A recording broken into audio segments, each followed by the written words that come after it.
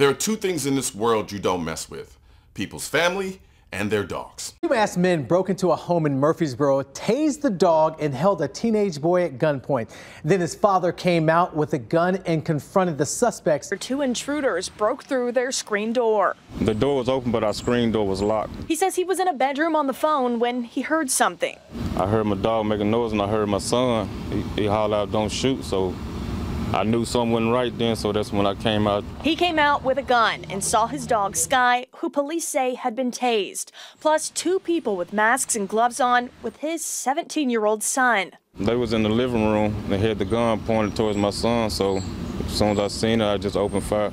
He shot both intruders, killing one of them, 52-year-old Kevin Ford. The suspect who survived, 42-year-old Clifford Wright, now faces several felony charges. Murfreesboro police say the man is not facing any charges. He says his son and dog are okay, plus his mom in her 60s, who was also home at the time. And I'm always protect my family, no matter what. I do a life sentence for my family. So it's no secret that I keep a gun in every room of my house. You may not see them when you're there, but trust me, they're there. Hell, I did a whole video about keeping a gun in your bathroom. I do this because, like in this story, you never know where in your house you might be if someone decides to home invade you. Now imagine if he didn't have a gun in the room when he heard his son say, "Don't shoot." Better yet, imagine if he didn't have a gun in the house at all. What would his options be at that point? Hide in the room and call the police and hope that they didn't find him and then shoot his son and the dog? This is why the Second Amendment is so important. Stuff like this happens way more than mass shootings. They just don't get the same coverage on the news as mass shootings do, because mass shootings are actually rare, as much as we may think that they happen all the time. There are over 1.65 million home invasions per year, which accounts for about 66% of all 2.5 million burglaries that happen every year, according to the FBI. Owning a gun, at least for home defense, should be a no-brainer.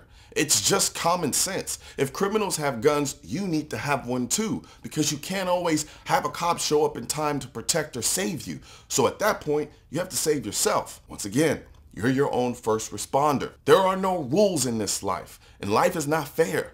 So put yourself in the best position to defend yourself. The crazy thing is, I've had conversations with people, women especially, who hated guns so much that they would rather die than shoot a criminal invading their home. Why this is, I don't know, and I don't understand it. I guess to some degree there is this kind of brainwashing that goes on in society that makes people think that they're more noble being a martyr than defending themselves. And I think a lot of it has to do with this idea that we just put our faith in the government and just become incredibly passive. However, the moment I asked them what they would do if in their home at the time that this invasion happened, their kids were in the home, their immediate response is always, without question, without flinching, "I'd shoot that dead." Melinda, I'm on the phone with 911. She was on the phone with him Friday as he called 911 from work. Authorities released the tapes Tuesday. Is he in the house, Melinda?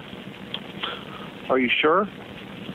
Melinda, if he opens that door, you shoot him, you understand? Police say 32-year-old Paul Slater probably thought no one was home and used a crowbar to break into the house.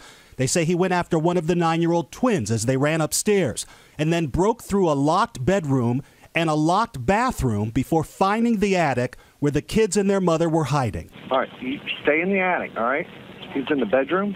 Okay, shh, relax. Just remember everything that I showed you, everything that I taught you, all right? She's armed with a .38 revolver, drops the phone with her husband, and starts firing. She's shooting him. She's shooting him. Okay. Shoot him again. Shoot him. Slater was shot 5 times in the face and neck. This is why I always say guns aren't political. They're biological.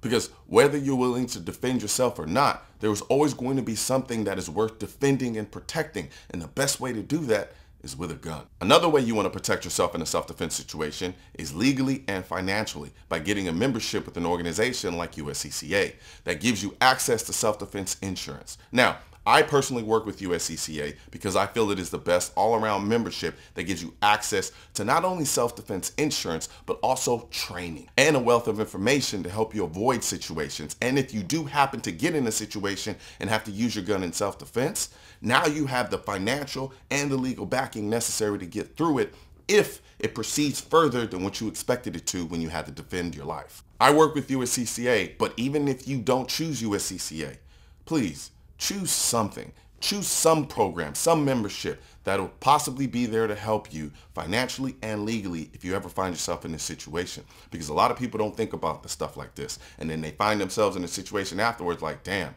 I wish I would have had that. I literally did an interview with a guy who had to defend his life with a firearm, and it ended up well for him. However, he said it himself, I wish I had had some self-defense insurance when this happened. So learn from other people's mistakes and get some type of self-defense insurance, whether it be with USCCA or some other program. Now, if you want to learn more about a USCCA membership, I went ahead and put a link in the description section of this video. Guns aren't political. That's why I need your help getting this message to spread on YouTube by clicking the thumbs up button, leaving a comment to let me know what you think of the video, then subscribing to the channel. But most importantly, click that bell symbol. For products featured in this video, click the links in the description.